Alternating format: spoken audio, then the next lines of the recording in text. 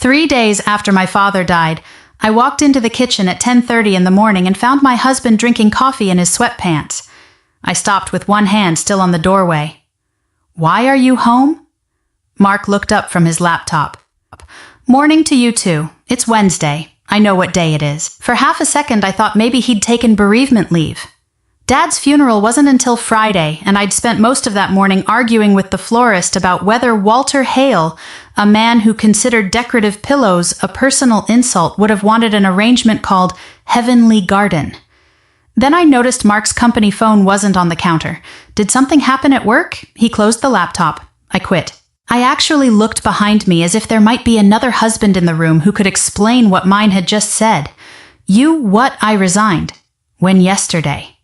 Yesterday he took a sip of coffee. "Claire, don't make it sound like I joined a cult. Normally that would have made me laugh." Mark had always been good at slipping humor into uncomfortable conversations. For 22 years it had gotten him out of more trouble than either of us would probably admit. That morning it didn't. "Why would you quit your job yesterday?" He leaned back. "Because I don't see the point anymore. The point is generally the paycheck. You know what I mean?" "No, I don't." He studied my face for a moment, then said it as casually as if he'd decided we didn't need cable anymore. "Why keep working? Your inheritance is enough for both of us." I just stared at him. Dad had been dead 72 hours. I still had his last voicemail on my phone because I couldn't bring myself to delete it. There were sympathy cards stacked beside the toaster. His obituary was open on my iPad, and my husband had apparently already retired. What inheritance? Mark gave me a look. "Come on, Claire. No. Tell me." "Your dad sold Hale Mechanical for millions. His house is paid off. He had investments. He barely spent money." "How much do you think I'm getting? I don't know exactly." "Then how do you know it's enough for you to quit working?" He hesitated. That hesitation bothered me more than the answer.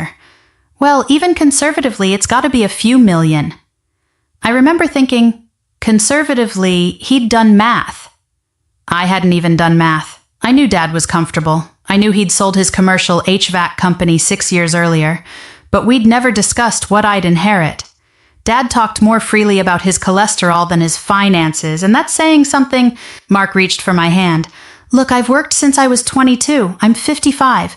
33 years of quotas, airports, regional meetings, clients calling me on Sunday because apparently air filters are a national emergency. Maybe we finally get to enjoy our lives." There was something in that I understood. Mark had been tired for years. But understanding why somebody does something doesn't automatically make the thing reasonable. "You quit without talking to me. I knew you'd worry." "That isn't a defense. I was going to tell you. You did tell me, after you quit." He sighed. "Can we not do this right now?" I almost laughed. Apparently, right now was an inappropriate time to discuss the decision he'd made because my father had just died. That evening, Mark's mother and sister came over. My mother-in-law brought lasagna. His sister brought wine. For the first 20 minutes, everything felt almost normal. Then Mark started spending Dad's money. His mother, Diane, was complaining about another rent increase when Mark said, "Don't worry about it, Mom. Once everything clears, I'll buy you a house." I looked up. Diane blinked. "Mark, I'm serious." "Oh, honey, I couldn't let you do that." Then without much of a pause, she added, "There are some nice little ranches near Westerville." That was when I realized this conversation might not be entirely new. His sister, Melissa, smiled. "Look at Mom. She already has a zip code." Diane waved her off. "I've looked. That doesn't mean anything." Mark laughed. Then he turned to Melissa. "And we'll get you straightened out, too." She frowned. "What does that mean?" "Your debt. The business stuff. I'll give you 200 grand. Clean slate." Melissa put down her fork. "Are you serious?" "Absolutely." She got up and hugged him. I sat there holding my water glass. Nobody had asked me anything. Not how I was doing. Not what Dad's estate looked like. Not what I might want to do with whatever he had left me. They had moved directly to distribution. "Mark." He looked at me. "What Dad hasn't even been buried." The table went quiet. His smile disappeared. Claire, that's not what this is. What is it I'm talking about taking care of family? I looked from him to his mother, then to his sister. Whose family? Diane immediately looked down. Melissa sat back in her chair. Mark's jaw tightened. That's unnecessary. So was promising $200,000 that nobody asked me about. Melissa raised both hands. I don't want to be in the middle of this. That was an interesting statement from someone who'd accepted $200,000 approximately 40 seconds earlier. I didn't say it. That was something I was very good at back then, not saying the thing that would make an uncomfortable moment worse. After they left, Mark followed me into the kitchen while I wrapped the leftover lasagna. You embarrassed my mother. I embarrassed your mother. She already feels uncomfortable accepting help. She seemed to recover. Claire. I put the foil down. You had no right to promise either of them anything. We're married. What does that have to do with promising Melissa $200,000? He rubbed his forehead. If your dad left you what I think he did, we're talking about more money than we'll ever need. That still doesn't answer me. Because you're turning this into something it isn't. What is it then? He gave a tired little laugh. Claire, there isn't going to be your money and my money. We're set. I didn't answer. Maybe because I was tired. Maybe because some part of me was doing what I'd done for years, deciding whether this was really worth a fight. Mark had always been generous, sometimes with things that weren't entirely his. He'd once loaned my SUV to Melissa for 4 days and told me afterward. When his mother's water heater died, he'd promised we'd cover it before mentioning it to me. He volunteered our house for Thanksgiving so regularly that one year I found out because Diane asked what time she should bring the rolls. None of those things had seemed enormous. Marriage is full of small irritations. If you've been married long enough, you learn that not every hill deserves a flag planted on top of it. At least that's what I'd always told myself. The next morning, my phone rang while I was standing in Dad's bedroom trying to decide which suit he should be buried in. Claire, it's Samuel Green, Dad's attorney. We exchanged the usual awkward condolences. Then Samuel said, there are several estate documents Walter wanted me to go through with you. Could you come in tomorrow morning, of course? Mark can come with me? There was a pause. Not a long one. Long enough. Actually, Samuel said your father specifically requested that our first meeting be with you alone. I looked through Dad's bedroom doorway toward the living room. Mark was sitting on the couch with his laptop open. On the screen was a used boat listing. And for the first time since Dad died, I wondered what my father had known that I didn't. Samuel Green's office was on the 4th floor of an older brick building downtown, the kind of place with narrow hallways and a directory in the lobby that looked like it had survived 3 mayors. I'd been there twice before with Dad, once when Mom died and once when Dad sold the company. Neither memory made me eager to go back. Samuel met me at the door himself. Claire, hi Samuel. He shook my hand, then seemed to think better of the formality and gave my shoulder a brief squeeze. I'm sorry about Walter. Thank you. He led me into his office. There was a legal pad waiting on the table, along with a bottle of water and a box of tissues positioned discreetly off to one side. I noticed the tissues and decided immediately that I wasn't going to need them. Grief makes you competitive about ridiculous things. Samuel sat across from me. For a few minutes, we talked about the funeral, the death certificate, the house ordinary estate things. Then he closed the folder in front of him. Before we get into numbers, there's something Walter wanted me to discuss with you. Okay. Did Mark ever tell you that he came to see your father without you? That wasn't remotely the question I'd expected. Mark, yes. When? About 8 months ago. I shook my head. No. Samuel nodded as if that answer confirmed something. He contacted Walter more than once. There was an in-person conversation, a later phone call, and eventually an email. What about your father's estate? I sat back. My husband discussed my father's estate with him.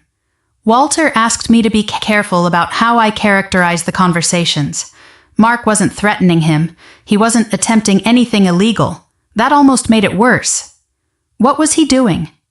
Samuel opened another folder. He was planning. He slid a single sheet of paper toward me. It was a copy of a letter in Dad's handwriting. I recognized the blocky capital letters immediately. Dad wrote like every note might someday be submitted as evidence. Samuel said Walter authorized me to give this to you after his death.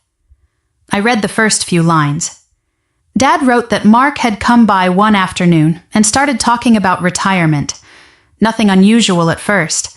Mark had complained about travel and sales quotas plenty of times. Then I reached one paragraph and stopped. Dad had written down the exchange almost word for word. Mark had said, "Once Claire inherits, I can finally stop working." Dad had answered, "Claire inherits." And Mark had laughed. "Come on, Walter. We're married." I read it twice. Samuel waited. "That bothered him?" I asked. "Yes. Why didn't he say something to me? We'll get to that." I looked back at the page. What bothered me was how perfectly it matched what Mark had said in our kitchen. There isn't going to be your money and my money. Apparently that idea hadn't arrived 3 days after Dad died. It had been there before. Samuel opened the estate folder. "Your father did very well when he sold Hale Mechanical. He invested conservatively afterward. After charitable gifts, estate expenses, and the other provisions in his plan, the assets intended primarily for you are currently valued at approximately $3.8 million, not including the house." I don't remember having some dramatic reaction. Mostly I thought Mark wasn't far off. And I hated that thought. Samuel continued. "The majority of those assets are held in a trust Walter established before his death. A trust for me. Yes, you're the beneficiary." What does that mean in practical terms? It means you're financially secure. The trust can provide income and distributions for housing, health expenses, retirement planning, and your general financial welfare. This isn't designed to put you on an allowance. Good, because I'm 52. Samuel smiled slightly. Walter made essentially the same point. That sounded like Dad. "The unusual part," Samuel continued, "is that for the first 5 years, extraordinary distributions of principal require approval from an independent corporate trustee." Extraordinary meaning. A large gift to another person would certainly qualify. A major speculative investment might. Putting several $100,000 into a relative's business would. I stared at him. "So Dad put somebody between me and the money, for certain decisions temporarily. Because of Mark, Samuel took his time answering. Partly because Walter was concerned about pressure. That irritated me, not at Samuel, at Dad. I'm not 12 years old. No, he could have talked to me. Yes. Instead, he built a financial fence around me." Samuel leaned back. "Would you like to know how Walter explained it?" I nodded. He pointed to the second page of Dad's letter. "Dad wrote that he didn't know whether Mark would ever actually pressure me. He said Mark had been a good husband in plenty of ways, and that 22 years of marriage meant more than one conversation about money." Then came a line that sounded so much like my father I could practically hear him clearing his throat before saying it. "I don't want to leave Claire my opinion of her husband along with my money." I stopped there. Samuel said quietly, "He didn't want you spending his last months defending Mark to him. That one hurt. Because Dad knew me, I probably would have done exactly that." "He wasn't trying to make a decision about your marriage," Samuel said. "He wanted to make sure nobody could rush you into one about the money." I finally reached for one of those tissues I'd decided I wasn't going to need. Samuel had the decency not to notice. When I got home, Mark was in the kitchen. He'd showered and changed, which somehow made me feel better until his first word was, "So I put my purse down." So what? He gave me an impatient look. "Claire." "What did Green say?" "There's a trust." His expression changed immediately. How much? I looked at him. He corrected himself. "I mean, what are the terms?" "No." "You meant how much." "Okay, fine. How much? I'm not discussing numbers today." "Why?" "Because I buried my father this morning." "Mark." That stopped him for maybe 3 seconds. Then he asked, "How long until the trust pays out?" "It doesn't work like that." "What does that mean?" I explained the basics, not everything, just enough. Mark paced once across the kitchen. "So we need approval to use our own money, my inheritance. He turned. Seriously, that's what it is. Can we borrow against it? I don't know. Did you ask? No. He exhaled sharply. Claire, I already quit. There it was. Not I made a mistake. Not I should have talked to you. I already quit. As if his decision had created an invoice I was now responsible for paying. That night I went to bed early. Sometime after 1, I woke up thirsty and headed downstairs. I heard Mark before I reached the bottom. He was in the den speaking quietly on his phone. No, don't panic. I stopped. A pause. Then, the money exists. It's just tied up. Melissa. I knew from the tone. Mark lowered his voice further. I'll figure it out. Another pause. Then he said something I can still hear exactly as he said it. Claire will come around. I stood halfway down the staircase in the dark. Normally I would have walked in. I would have demanded to know what he meant. We would have argued until 2 in the morning and eventually one of us would have apologized just to end it. Instead, I turned around and went back upstairs. Because for once I didn't want Mark to know what I knew. I wanted to hear what he said when he thought I wasn't listening. The next morning I made coffee and asked Mark what he'd promised everybody. Not angrily. That seemed to bother him more. He was standing at the counter spreading peanut butter on toast when I said, Besides the house for your mother and the money for Melissa, what else? He stopped. What? What else have you planned, Claire? It's 7 in the morning. I know. He put the knife down. Are we really starting this again? I don't think we ever finished it. He stared at me for a moment, then pulled out a chair. All right, what do you want to know? Everything. Mark leaned back and crossed his arms. He said he'd been thinking about a lake place. Nothing ridiculous, according to him. Maybe somewhere near Buckeye Lake, close enough to use on weekends. He wanted to invest enough that we could live comfortably without touching much principal. He wanted to help his mother, help Melissa, travel, maybe spend January and February somewhere warm. Listening to him was strange because none of those things sounded terrible by themselves. I'd complained about Ohio winters for 20 years. I liked lakes. I wanted Diane to be secure. I didn't enjoy watching Melissa struggle. The problem was that Mark had built an entire future for us without once asking whether I wanted to live in it. Anything else? No. You sure? Yes. I took a sip of coffee. When did you quit? I told you. Tuesday. No. When did you actually resign? He looked toward the window. That was enough. Mark. The morning after your dad died. I set my mug down. Dad died late Sunday night. So, Monday morning. Yes. You called your boss Monday morning and quit. I sent the resignation in Monday morning. We'd already discussed it. I caught that. We, my boss and me, already discussed what Mark rubbed his face. Me leaving. When a few weeks ago. For a second, neither of us spoke. Dad was still alive. Claire, you were already talking about retiring while my father was still alive. I was talking about options, based on what he stood. Don't do this. Do what make it ugly. I almost couldn't believe that one. I'm not making anything ugly. I'm asking you a question. You're making it sound like I was sitting around waiting for Walter to die. Were you? No. The answer came fast enough that I believed him. But then he added, Your dad was 79. He was sick. We all knew what was coming. I stared at him. Mark immediately realized how it sounded. That's not what I meant. Then help me out. He walked to the sink, then turned around. I've worked 33 years, Claire. 33. I've missed birthdays because some distributor in Cleveland couldn't wait until Monday. I've spent half my life in Hampton Inns, eating scrambled eggs off paper plates. I'm tired. I know you're tired. Do you? Yes. Because your father got to sell his company and retire before 60. He had choices. There was something in his voice I'd heard before but never paid much attention to. Resentment. Not really toward Dad. Toward what Dad represented. I don't own a company, Mark continued. I don't have some huge retirement package. So when it became obvious we'd have enough, Baiksa. He closed his eyes. Here we go again. No. Answer me. When did my father's estate become your retirement account?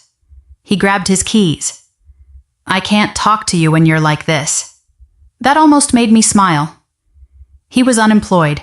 I had no idea where he was storming off to, but apparently he had somewhere to be.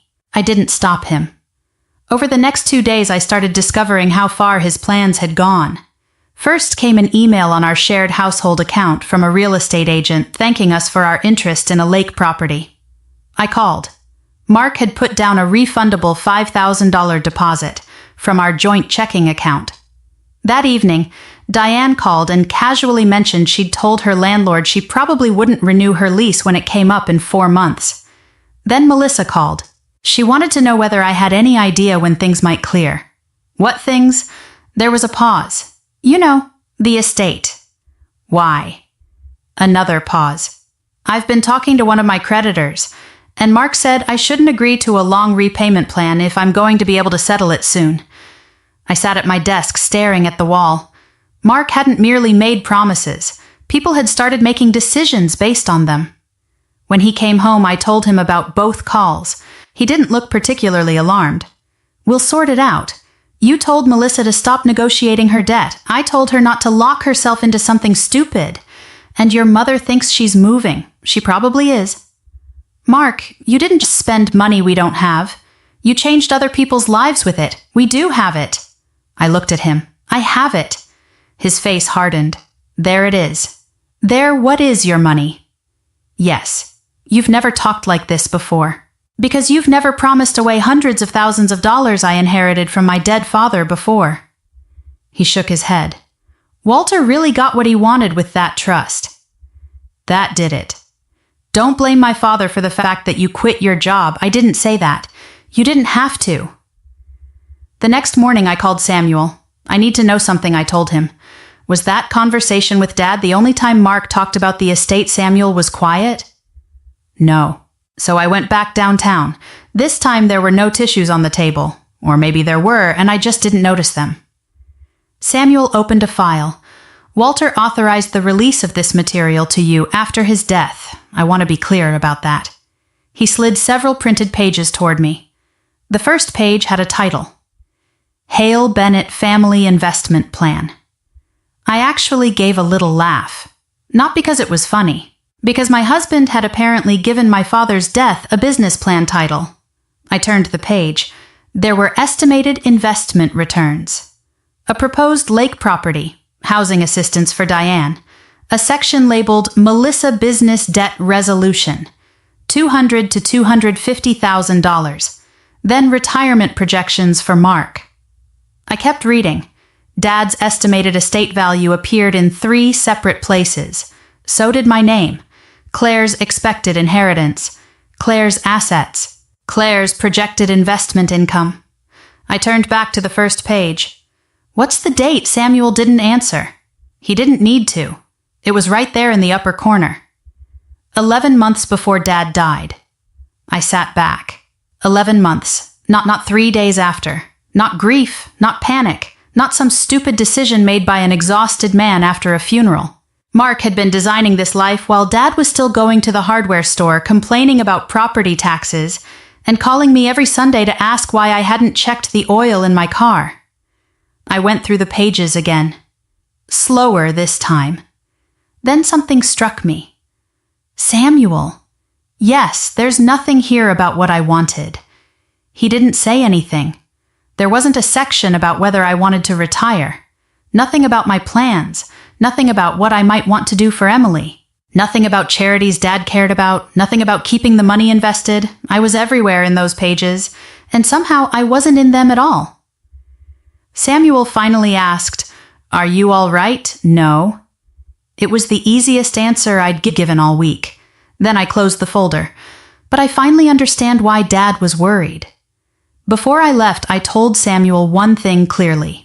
I don't want any of the inheritance transferred into our joint accounts. Not checking savings, investments, property, nothing. We can make sure everything is handled carefully. And I'm not requesting any large distributions. Samuel nodded. For now, I thought about that. For anything Mark promised. That evening, Mark was waiting for me in the kitchen. Did you talk to the trustee? Yes. He straightened. And I'm not requesting the money. His expression changed. Any of it. Not for your mother's house, not for Melissa, not for the lake place. He stared at me. For the first time since Dad died, Mark didn't look irritated. He didn't look offended. He looked scared. And that was when I realized something else. Until that moment, he'd never actually believed I might say no. Mark didn't speak to me for the rest of that evening. Not exactly. He asked whether I'd fed the dog. He told me the dishwasher was clean. At 9:30, he stood in the doorway of the den and said, "I'm going to bed." We were apparently still capable of running a household. We just couldn't discuss the fact that he'd retired on money he didn't control. The next morning, he called his former boss. I wasn't trying to listen. Our house simply wasn't big enough for a 55-year-old man to have a private career crisis in the kitchen. "I'm not asking you to pretend I never resigned," Mark said. "I'm asking whether there's any way to reverse it." A long silence. "I understand." Another silence. "Yeah, of course." When he hung up, he stayed at the table. "What did he say?" I asked. My position's already been offered to Greg. I knew Greg. Mark had complained about him for 6 years. That was fast. Apparently, Greg doesn't need 3 weeks to make a decision. I let that go. Mark looked at me. "They may have something else later." "Okay. Probably less money." "Okay." He gave a humorless laugh. "You don't have to sound so devastated. What do you want me to say I don't know? Maybe that we'll figure this out together." I put my coffee down. We can figure out what happens next together. We cannot pretend quitting was a decision we made together. That distinction became the argument underneath every argument we had for the next week. Mark wanted me to request enough from the trust to replace 2 years of his salary while he figured out what he wanted to do. I said no. I wasn't threatening to stop paying the mortgage or groceries. I had my income from the physical therapy office, my own savings, and we'd always shared household expenses. What I wouldn't do was turn Dad's estate into severance pay for a resignation I hadn't known about. Then Mark's mother and sister came over. They called it talking. Family has a remarkable number of gentle words for situations that are not gentle, Melissa started. "Mark told us you're not requesting any distributions." I looked at him. He stared at the floor. "That's correct." Melissa shifted on the couch. "I just wish I'd known before." "Before what?" "Before I changed things with my creditors." "I didn't tell you to change anything." "No." "Mark did." "Then Mark owes you an apology." She frowned. "He's your husband, Claire." "Exactly. My husband, not my father's executor." Diane stepped in before Melissa could answer. "Let's not make this uglier than it needs to be." That phrase again. Apparently asking people not to spend my inheritance was what kept making everything ugly. Diane's approach was different. She didn't talk about entitlement. She talked about rent. Her lease had gone up twice in 3 years. She worried about another increase. She was 76 and tired of wondering whether she'd still be able to afford the same place at 80. And here's the part that would have been easier if I'd hated her. I didn't. Diane had driven me to the hospital when Emily was born because Mark was 2 counties away on a sales call. She'd sat beside me during my mother's chemotherapy. She made a ridiculous cranberry salad every Thanksgiving because Emily loved it. People are inconvenient that way. They can hurt you without erasing every decent thing they did before. After they left, I found myself thinking about that house. Not the one Mark had promised her. Just a small condo, something safe. Something she could manage. 2 days later, I sat in Samuel's office and surprised him. What if I wanted to buy Diane a place? Samuel took off his glasses. "Do you? I might. That's different from whether you can. I know. We talked numbers. Something around $225,000 or $250,000 could buy a modest condo in an area she liked. It would require trustee approval, but Samuel thought a carefully structured request could be considered. Then he asked me one question. "Is this what you want, Claire?" I didn't answer immediately. I don't want her scared about housing. That wasn't my question. Lawyers can be irritatingly precise when they're good at their jobs. I don't know. Then don't submit anything today. So I didn't. And thank God for that. Diane came over the following afternoon. She didn't even take off her coat. "Mark said you talked to Samuel." I glanced toward the den. Mark wasn't there. He told you that. He said you might be reconsidering. I was thinking about some options. Her face brightened. A condo would actually be better than a house. Less maintenance. I hadn't mentioned a condo to her, which meant Mark had. Again. I felt tired more than angry. Diane, I haven't decided anything. Her expression changed. Claire, I don't understand what there is to decide. A lot, but your father left you almost $4 million. There was that number. Apparently Mark had shared that too. That's between me and Dad's estate. I'm not trying to pry. She absolutely was, but I let her continue. I just think you're making decisions while you're grieving. Maybe. Walter made sure you'd never have to worry about money again. I waited. Then she said it. Walter can't use it anymore. What exactly are you saving it for? I looked at her. Diane must have seen something change because she immediately softened her voice. I didn't mean it that way. But there wasn't another way to mean it. Until then, part of me had still thought that if I gave her the condo voluntarily, I could separate my generosity from Mark's arrogance. Sitting there, I understood I couldn't. Not yet. Because Diane wasn't waiting to see whether I wanted to give. She was waiting for me to stop refusing. I think you should keep your current lease, I said. Her face fell.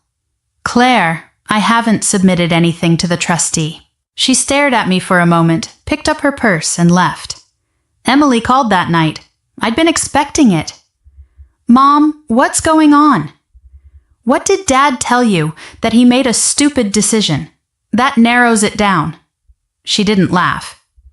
He said he retired too early because Grandpa left enough that you guys would be okay. That's one version. He also said you're talking about separate accounts and lawyers. I already have a lawyer. He handles Grandpa's estate. Mom. I heard the frustration in her voice. Then she said the thing I knew someone eventually would. Dad screwed up. I know that. But are you really going to end 22 years over money? That one hurt because it came from my daughter? No. Then what are you doing? I could have told her about the 11-month-old plan. I could have sent it to her before we hung up. Instead, I said, I'm not asking you to choose between us. I'm not choosing. Good. But I don't understand. I sat down on the edge of my bed. I'm trying to figure out when your father started believing that being married to me meant he didn't have to ask me anymore. Emily went quiet.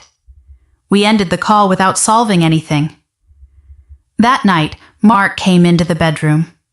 We can't keep living like this. No, we can't. If we're married, we build a future together. I agree. Then you can't wall off almost $4 million and act like it has nothing to do with me. I looked at him. You quit your job without asking me. He opened his mouth. I kept going. You promised your mother a house without asking me. You promised your sister $200,000 without asking me. You planned your retirement before Dad died without asking me. Claire, and now I'm supposed to prove I'm committed to this marriage. He had no answer. That was almost worse than another argument. I took my pillow from the bed. Mark watched me. What are you doing? Sleeping in the guest room. For how long I stopped at the door, I don't know. And for once I didn't rush to give him an answer just because he wanted one. Mark moved into the guest room before I could change my mind about taking it. I came home from work the next day and found his clothes hanging in the closet in there, his shaving kit in the bathroom, and a stack of resumes on the desk. Neither of us mentioned it. For the next few weeks, our marriage became strangely polite. Do you need anything from Kroger? No thanks, I'm taking the dog out. Okay, I'll be home late. Interview. Good luck. You can live with somebody for 22 years and become courteous strangers remarkably fast. But Mark did start changing things. He canceled the lake property and got the deposit back. He updated his resume. He called former clients and people he'd worked with years ago. I heard him practicing answers before interviews, trying to explain why a man of 55 had abruptly left a perfectly good sales position without saying, well, I thought my father-in-law was about to finance my retirement. Most important, he stopped asking about the trust. At first, I assumed it was strategy. Then one Saturday morning, I heard him talking to Melissa. I was in the laundry room folding towels. No, he said. You need to work something out with them. A pause. I know what I told you. Another pause. No. Claire didn't change her mind. This isn't about Claire. I stopped folding. Mark's voice got quieter. I shouldn't have promised you that money. I couldn't hear Melissa's answer, but I could imagine it. Then Mark said, I know. A longer pause. But it wasn't mine to promise. My hands went still. That sentence shouldn't have mattered as much as it did. But it was the first time I'd heard him say it. Not the trustee won't approve it. Not Claire won't release it. Not Walter tied everything up. It wasn't mine. For the first time since Dad died, I wondered if Mark actually understood. A few days later, he called his mother. I happened to be making dinner. Mom, listen to me. Don't give notice on your place. I turned the burner down. Even from several feet away, I could hear Diane's voice rising through the phone. Mark rubbed the back of his neck. I know what I said. Another burst from Diane. No. Claire didn't stop me. He looked at me. I said nothing. Mark turned toward the window.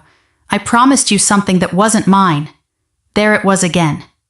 Diane kept talking. Mark finally said, I know you're disappointed. I'm sorry, but that's on me. When he hung up, neither of us spoke for a moment. Then I said, thank you. He looked surprised. For what? For not making me the villain? He nodded. I did that enough already. That was probably the closest we'd come to tenderness in weeks. And that made what I did next harder. The following Sunday afternoon, I asked him to sit down with me. Not in the den, not in the bedroom, at the kitchen table. The same table where he'd promised his mother a house and his sister $200,000, while Dad's funeral flowers were still sitting in our living room.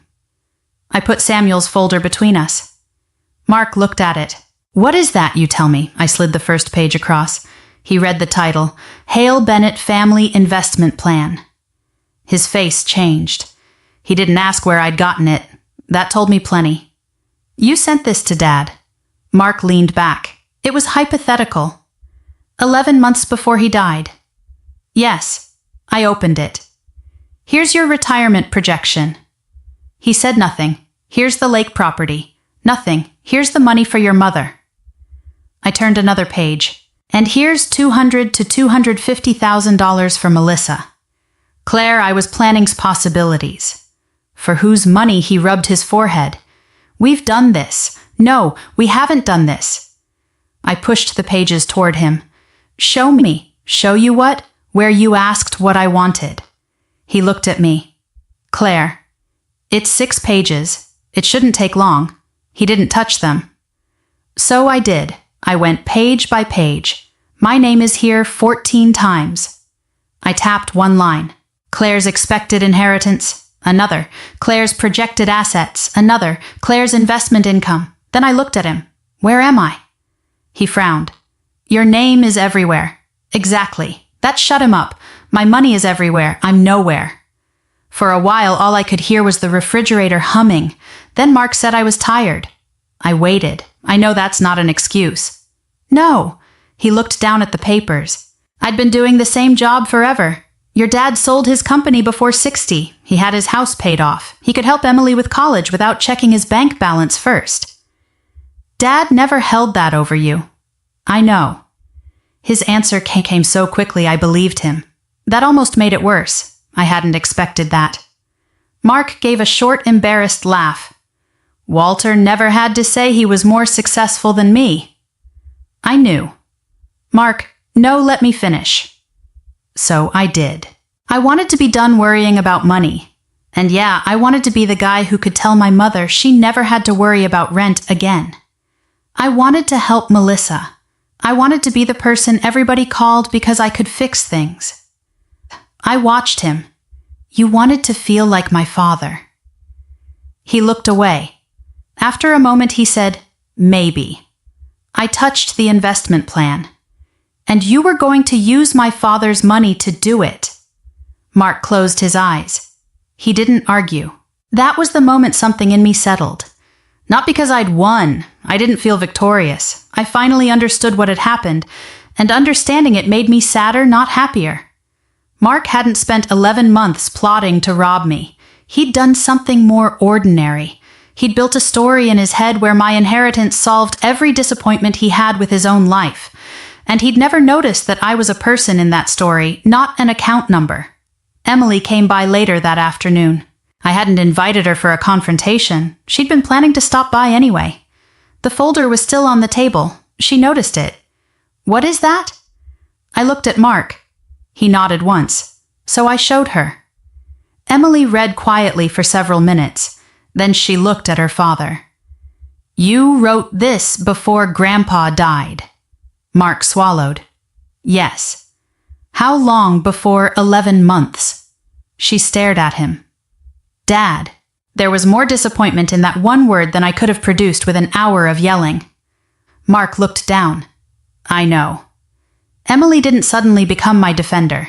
She didn't need to. She just finally understood what she'd been asking me to overlook. After she left, Mark and I sat at the table again. "I'm sorry," he said. I believed he meant it. That was the worst part.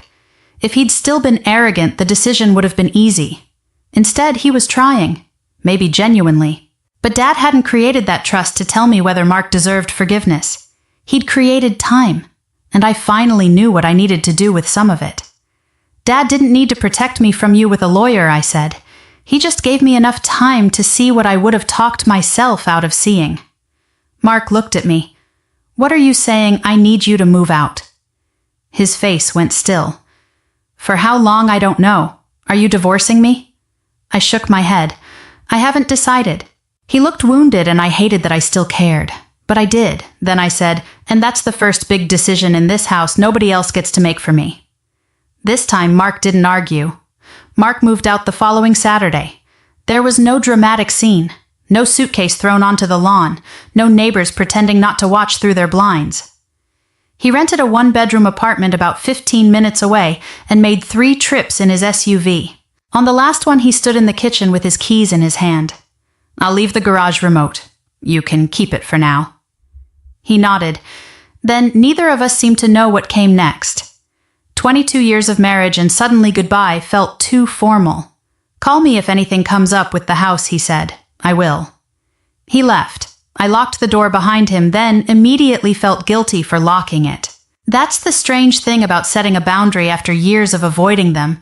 Even when you know why you're doing it, part of you still feels rude. The next few months weren't nearly as satisfying as people imagine these things are. I missed him, not every minute. Some evenings I enjoyed eating exactly what I wanted, and watching television without Mark asking questions halfway through a show he'd claimed he wasn't watching. But I missed hearing his key in the door. I missed his terrible habit of leaving cabinet doors open. I even missed the way he sneezed like somebody had fired a starter pistol in the kitchen. Missing somebody doesn't automatically mean you should go back. That took me a while to understand. Mark found another sales job after about 7 weeks. It paid less than his old one and required more driving. When he told me, I said, "I'm glad." He gave me a crooked smile. Not exactly the retirement package I had in mind. A few months earlier, that would have started a fight. This time he added, "I know. Nobody's fault but mine." Diane stayed in her rental. She renewed for another year after negotiating a smaller increase with the landlord. Melissa took a full-time position with an established design firm and started working through her debts with a repayment plan. Nobody ended up destitute. Nobody lost a home. The catastrophe they had all been preparing me to prevent turned out to be ordinary life. Bills, jobs, rent, the same things everybody else dealt with before Dad died. Mark and I started counseling separately. Later, we went together. I won't pretend therapy produced some magical conversation where he said exactly the right thing, and I suddenly understood 22 years of marriage. Mostly it was uncomfortable. One afternoon, our counselor asked Mark why he'd been so certain I would eventually agree to his plans. He sat there for a long time. Then he said, "Because she always came around." I looked at him. "No." He turned toward me. I usually gave in. He started to answer, then stopped. There wasn't much to say. I'd spent years calling that compromise. Sometimes it was, sometimes it wasn't. Eventually, Mark apologized without explaining himself afterward. That mattered. He said he was sorry he'd turned Dad's death into a financial event before I'd even had time to grieve. He apologized for making promises on my behalf. He admitted he'd treated my eventual agreement as inevitable. I believed him. I also believed he was changing. But here's something I wish I'd understood when I was younger. Someone becoming better doesn't obligate you to return to the version of yourself who had to be hurt before they changed. After several months, I asked for a legal separation. Later, we began the divorce process. It wasn't vicious. It wasn't painless either. Around that time, Emily and I finally started clearing out Dad's house. I'd avoided it longer than I should have. One Saturday morning, we stood in his kitchen surrounded by cardboard boxes and things that somehow seemed too ridiculous to throw away. Dad owned 4 tape measures. 4. Emily held them up. Was Grandpa expecting a nationwide tape measure shortage? He didn't trust the one in the garage. Wyatt once lied to him. She looked at me. I don't know what that means either. We laughed. It was the first time I'd laughed in Dad's house since he died. There was no final secret waiting in a drawer. No dramatic letter we'd somehow missed. Just Dad. Hardware store receipts. 3 pairs of reading glasses. An old coffee maker I'd tried to replace twice. Measurements scribbled on the back of an envelope for shelves he'd apparently planned to build and never did.